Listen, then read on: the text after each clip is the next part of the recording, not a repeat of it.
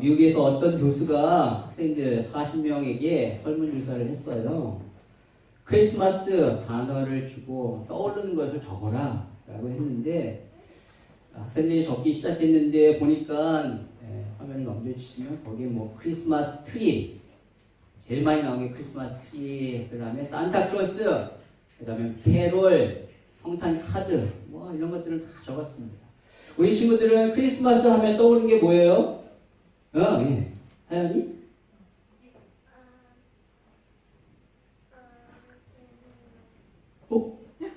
예수님은 뭐요? 얘기해 주세요. 예수님만 믿고 기뻐하는 거. 아, 예. 박수. 와, 너무 감사합니다. 그 대학생들 한 명도 예수님의 생일이라고 적은 사람이 아무도 없었다. 비단 뭐 그 사람들 뿐이겠습니까? 세상의 모든 사람들이 대부분 다 그러겠죠. 우리 주일학교 친구들은 빼놓고.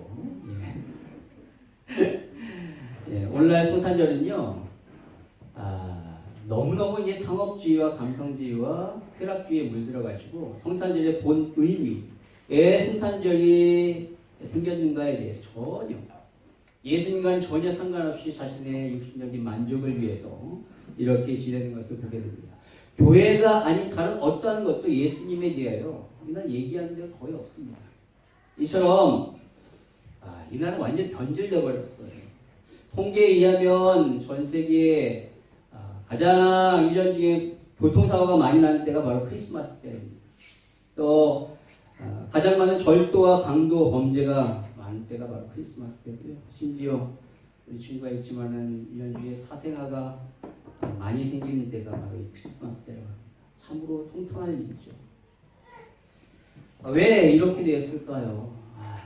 모든 사람들이 이 날의 의미는 전혀 생각하지 않아요. 그냥 이 날은 그냥 쉬는 날로서 즐기는 날이다 라고 생각하는 거죠. 이처럼 사람들은요, 성탄절의 참 의미를 모르고 그냥 이 날을 즐기고 있습니다.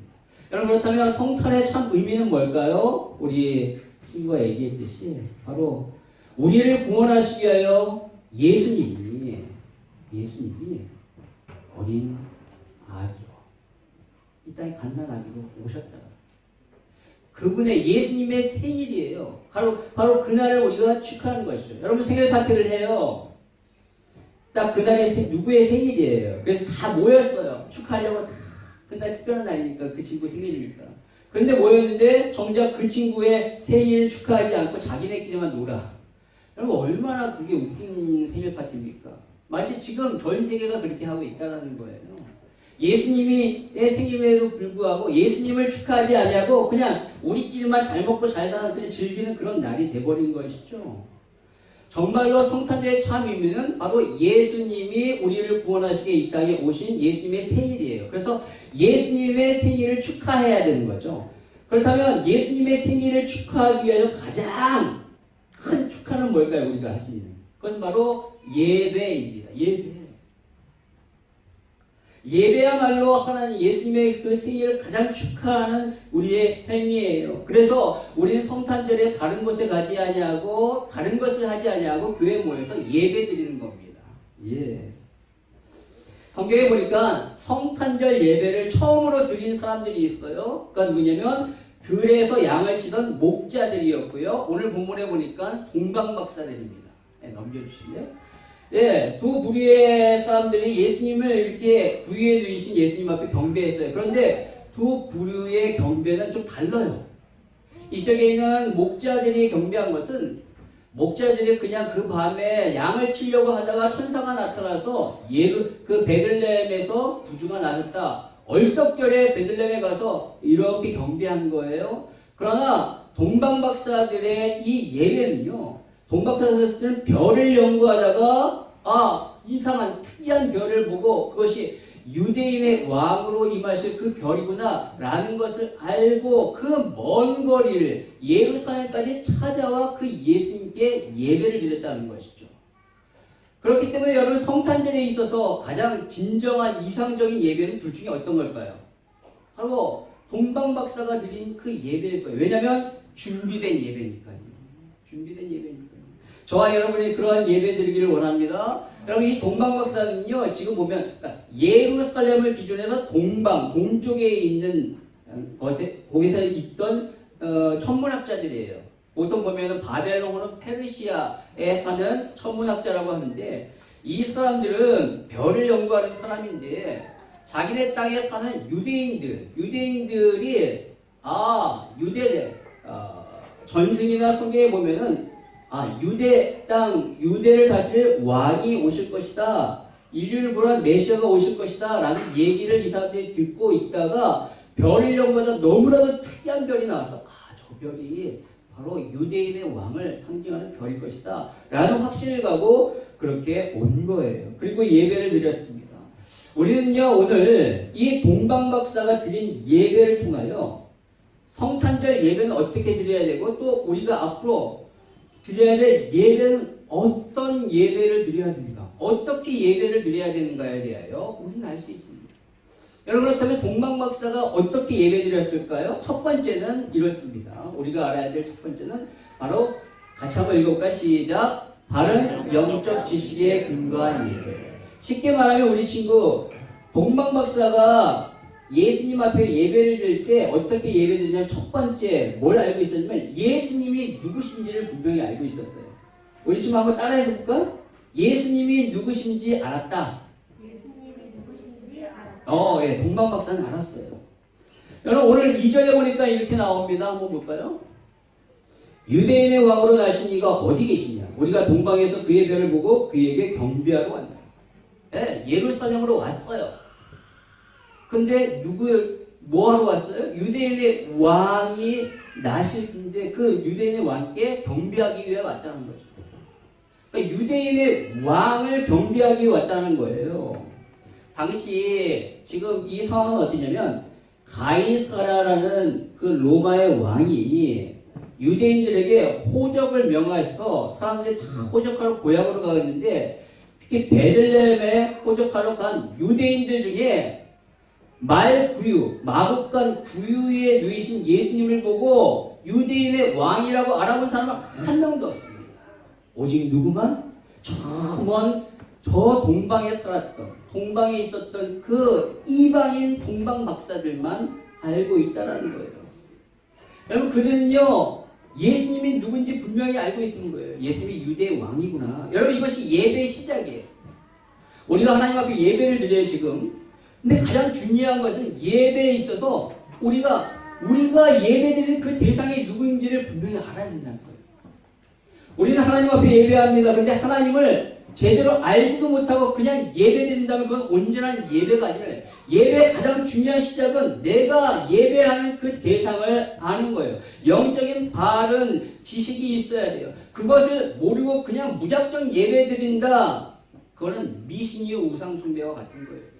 여러분 미신과 우상숭배는요 섬기는 그 대상이 중요하지 않습니다. 중요한 것은 그가 누구든 상관없이 그냥 나에게 복만 주면 돼요. 그래서 내가 열심히 빌면 되는 겁니다. 그렇기 때문에 그들은 아주 열심히 빌죠. 108배를 하고 1000배를 해요. 그러나 하나님께 예배드리는 그게 중요한 것이 아니라 그 이전에 내가 하나님이 누군가를 분명히 알고 예배를 드려야 한다는 거예요. 오늘 동방박사들이 그런 거예요. 그들이 별을 보고 연구하는 가운데 유대인의 왕에 대해서 계속적으로 연구한 거예요. 그러면서 시간이 지나면서 그분에 대한 기대감이 있는 거죠. 유대인의 왕. 그분이 메시아라고 하는데 도대체 그분은 누구실까? 그러면서 언제 오실까? 기대감을 가지고 계속 그러다가 드디어 딱 별이 나타나자 그 별을 보고 가만히 있을 수가 없는 거예요. 그 유대의 왕을 만나기 위하여 그렇게 먼 거리를 왔다라는 거예요. 여러분 예배는 이래야 돼요. 내가 누구에게 예배든지 분명히 알고 그리고 예배를 통하여 그 하나님이 누구신지 더욱더 알아가는 것. 그것이 바로 진정한 예배인 줄 믿습니다. 예수님이 말씀하셨어요. 요한복음 4장 22절에 너희는 알지 못하는 것을 예배하고 우리는 아는 것을 예배하니 이는 구원이 유대인에게 납니다. 예배할 때 뭐래요? 알고 예배해야 된다라는 것이죠. 사마리아 너희 사람들은 하나님 제대로 알지도 못하고 예배하는데 우리 유대인들은 하나님을 알고 예배한다. 예배는 하나님을 온전히 알고 예배해야 돼요. 그러면서 4장 24절에 하나님은 누구래요? 영이시래요. 그 영이신 하나님 앞에 어떻게 예배드려야 된다? 영과 진리로 예배해야 된대요. 성령과 진리 하나님의 말씀을 가지고 하나님 앞에 예배드릴 때 참다운 예배다라는 겁니다.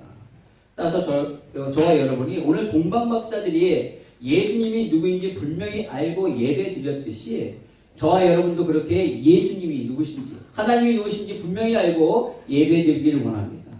예수님 누구시죠? 우리를 구원하실 메시아. 그 예수님을 누가 보내주셨어요? 하나님. 그 하나님과 예수님, 성령님을 분명히 알고 예배드리시는 저와 여러분 되길 바랍니다. 두 번째, 이들은 어떻게 예배드리는가? 수고와 헌신의 예배를 드렸습니다. 같이 한번 따라서 해볼까요? 수고와 헌신의 예배를 드렸다. 수고와 헌신의 예배를 드렸다. 예, 우리 동방박사들은 이러한 영적 지식을 알고 예수님이 분명히 누군지를 알고 유대의 왕임을 알고 예배 드리러 왔는데 그들은 너무나도 많은 수고를 하는 가운데 온 거예요. 여러분 동방에서 왔다라는 것은 엄청난 거리를 왔다라는 거예요. 학자들은 보통 1600km 정도를 걸어서 오거나 낙타를 타고 왔을 것이다. 소요되는 시간이 한 40일 정도 되는 거예요. 여러분 그 기간 동안 오는 길에 얼마나 많은 경비가 들어가 있겠어요? 또 얼마나 많은 피곤함과 어려움과 그리고 위험을 경험했겠어요. 그 모든 것들을 감내하고 그들은 한 가지 목적 때문에 왔어요. 왜? 뭐예요? 바로 유대 왕 메시아께 예배드리기 위하여 왔다는 거예요. 따라서 그들의 예배는요 그냥 예배가 아니라 수고와 헌신이 들어간 예배. 여러분 저와 여러분의 예배가 이래야 한다는 거예요. 우리의 어떤 수고와 헌신이 들어가지 않으면 진정으로 그 예배가 값지고 귀한 것으로 와닿기 힘든 거예요. 여러분 온전한 예배를 드리기 위해서는 내가 얼마든지 누릴 수 있는 그 시간을 단절하고 하나님 앞에 그 시간을 드려야 합니다. 또 온전한 예배를 드리기 위해서는 하나님 앞에 우리의 경제적인 그런 것들도 드려야 돼요. 피곤하고 힘들지만 우리가 힘을 내야 됩니다. 나의 헌신이 필요해요. 그러나 우리의 예배를 보면 이러한 헌신이 전혀 드러나지 않는 경우가 있다는 거예요. 비가 오거나 날씨가 굳으면 교회 안 나와요. 너무 몸이 피곤하거나 좀 몸이 무거우면은 예배드리지 않습니다. 교회에 가다가 길이 막히면 그냥 돌아오고 교회에 왔음에도 불구하고 주차장에서 약간 불쾌한 일이 있으면 기분 나빠서 돌아가는 경우들이 있다는 거예요. 여러분 예배는요 편하게 의자에 기대가지고 감상하는 것이 아니에요. 예배는요 하나님 앞에 내 자신을 드리는 겁니다. 예배가 어디서부터 시작합니까? 구약의 제사에서부터 시작하잖아요. 제사는 제물을 잡아서 하나님 앞에 드리는 거예요. 여러분 제물, 양을 잡는다는 것이 그냥 쉬운 것 같습니까? 한번 생각해 보세요. 양을 일단 자기가 키운 양을 잡거나 아니면 흠없는 양을 구하기 위해 돈을 주고 사는 거예요. 그러니까 돈이 들어갑니다. 그리고 그 양을 잡을 때 얼마나 힘들어요. 가만히 있겠어요? 그래서 그 양을 죽입니다. 온몸에 막 피가 묻을 수 있어요. 그리고 특히 번제 같은 경우는 각을 떠서 뼈를 다 발라내고 피를 다 빼낸 다음에 고기를 불태워 드리는 거예요. 얼마나 많은 수고가 들어가겠습니까? 그리고 불에 태우는 거예요. 여러분 이렇게 하는 이유가 뭐죠? 사실 내가 하나님 앞에 내 자신을 드려야 되는데 나 말고 대신 재물을 그렇게 잡는 거예요. 바로 여러분 예배는요 나를 드리는 겁니다. 하나님 앞에 내 자신을 드리는 거예요. 서비스예요. 하나님 앞에 온전히 서비스하는 거예요. 그렇게 하기 위해서는 반드시 수고와 헌신이 들어간다는 것이죠. 오늘 동방박사는 그 먼 길을 수고와 헌신 가운데 왔어요. 뿐만 아니라 그들은 그냥 온 것이 아니라 예물을 가지고 왔는데 아주 귀한 예물입니다. 11절에 보니까 집에 들어가 아기와 그의 어머니 마리아와 함께 있는 것을 보고 엎드려 아기께 경배하고 보배압을 열어 황금과 유황과 몰약을 예물로 드렸다라고 말했어요. 보배압, 보물 상자죠. 거기 보니까 향금과 유황과 몰약이 있고 여러분 이것은요 그냥 일반 사람들이 누릴 수 없는 거예요. 왕이나 귀족들이 가지고 있는 겁니다. 그런 말은 뭐냐면 바로 이 동방박사들이 이 아기 예수께 드렸다는 것은 바로 이 아기 예수를 왕으로 인정했다라는 거예요. 여러분, 이 가나안이 처음 본 아이에게 이걸 드린다는 것은 진짜 그 아이가 왕임을 분명히 알았다는 거죠. 여러분, 저와 여러분이 이러한 헌신과 드림이 있기를 원합니다. 억지로 되지 않아요. 예수님이 누구신지 분명히 알고, 그리고 그 예수님을 완전히 만나보지 않은 그런 기대감입니다. 그러는 가운데 애쓰고 힘쓸 때 우리의 진정한 헌신과 수고가 들어가게 됩니다. 그랬을 때 하나님이 기뻐 받으시는 예배가 될 줄 믿습니다. 우리의 예배가 그렇게 되기를 소망합니다. 네, 세 번째 마지막입니다. 마지막, 말씀에 순종하는 예배를 드렸다. 같이 한번 할까요? 말씀에 순종하는 예배를 드렸다. 말씀에 순종하는 예배를 드렸다. 예, 이들은 12절에 보니까 그들은 꿈에 헤롯에게로 돌아가지 말라 지시함을 받아 다른 길로 고국에 돌아가니라 라고 말하고 있어요. 그러면 이 사람들이 왜 왔죠? 유대 왕에게 경배하기 위해 온 거예요. 유대 왕이 태어날 것을. 그러니까 유대 왕이 태어난다 그러면 어디로 가겠어요? 예루살렘 왕궁으로 가겠죠. 왕궁에서 태어날 거라고 분명히 생각하니까. 그래서 그 왕궁에 있는 헤롯을 만난 거예요. 그런데 헤롯이 그 얘기를 듣고 대제사장과 서기관들을 불러서 도대체 이 그리스도가 어디서 태어나겠냐? 그러니까 그들이 성경을 빗대요. 저 베들레헴 땅에서 태어날 겁니다. 라고 얘기하자 헤롯이 이 박사들을 베들레헴에 보내면서 너네들이 그 아기 예수, 그 유대인의 왕, 그 아기를 보고 나에게 얘기해주면 나도 가서 그에게 경배하겠다라고 이렇게 얘기한 거예요. 그리고 그들이 베들레헴에 가서 경배한 거예요. 끝나고 이 동방박사들이 헤롯이 얘기했으니까 헤롯에게 그것을 얘기하려고 했겠죠. 그런데 그날 밤에 하나님이 꿈에 그들에게 나타나서 뭐라고 말씀하셨는가? 헤롯에게 가지 마.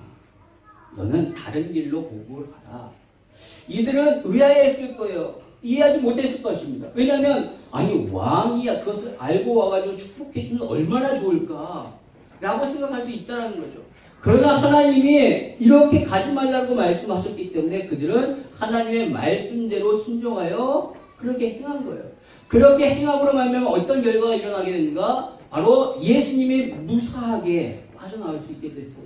오늘 16절에 보니까 헤롯이요, 이 동방박사들이 자기를 속인 줄 알고 어떻게 하면 그 베들레헴에 있는 2살 이하의 남자들을 다 죽입니다.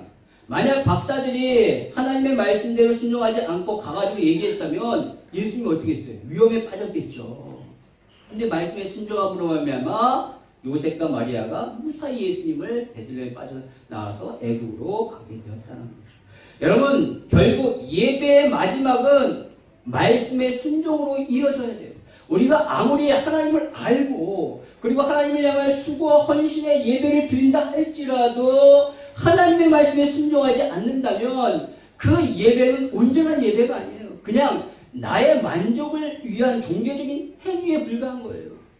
예배의 근본적인 목적은 바로 하나님을 알고 하나님의 뜻을 깨달아 하나님이 원하시는 삶으로 변화되기 위한 거예요. 내 만족을 위하여 예배드리는 것이 아니에요. 예배의 목적은 변화예요. 그렇다면 변화하기 위해서는 어떻게인가? 바로 말씀에 대한 순종이 분명히 있어야 된다는 거죠. 저와 여러분이 말씀에 대한 순종이 있기를 원해요. 여러분은 예배를 통하여 만족을 얻기를 원하십니까? 아니면 변화되기를 원하십니까? 변화되기 위해서는 오늘 동방박사처럼 순종해야 됩니다. 이해되지 않는다 할지라도, 수고롭고 힘들다 할지라도, 말씀이 그렇다면 내 의지와 내 생각과 내 욕심을 꺾고 순종해야 될 줄 믿습니다. 그럴 때 변화가 이루어집니다. 하나님은 예배보다 순종을 더 원하십니다. 우리 마지막으로 사무엘상 15장 22절 읽겠습니다. 같이 읽겠습니다. 시작. 사무엘이 이르되 여호와께서 번제와 다른 제사를 그의 목소리를 청종하는 것을 좋아하신 같이 좋아하시겠나이까. 순종이 제사보다 낫고 듣는 것이 순양의 기름보다 나으니. 아멘. 우리는 예배드리는데 힘을 잘 써요. 그러나 중요한 것은 예배드린 이후에 하나님의 말씀에 순종하는 데 힘을 써야 된다. 그래야지 변화가 있을 줄 믿습니다. 말씀대로 순종함으로 말미암아 하나님이 기뻐하시는 변화된 삶이 되시기를 주님의 이름으로 축원합니다. 예, 말씀의 결론을 맺고요. 오늘 성탄절입니다. 성탄절은 예수님의 탄생을 축하하며 하나님 앞에 예배드리는 날이에요. 오늘 저와 여러분이 예배드립니다. 이 예배가 참다운 성탄의 예배가 되기 위해서는 어떻게 해야 예수님이 누구신가 분명히 잘 알아야 돼요. 그리고 그 예수님께 여러분의 수고와 헌신과 마음을 들어서요. 하나님 받아주시고 더 중요한 것은 오늘 선포된 이 말씀 가운데 여러분들이 순종함으로 삶에 놀라운 변화가 있어야 됩니다. 그러한 예배가 되기를 오늘 예배뿐만 아니라 앞으로 우리가 드리는 모든 예배가 그러한 예배가 되기를 주님의 이름으로 축원합니다.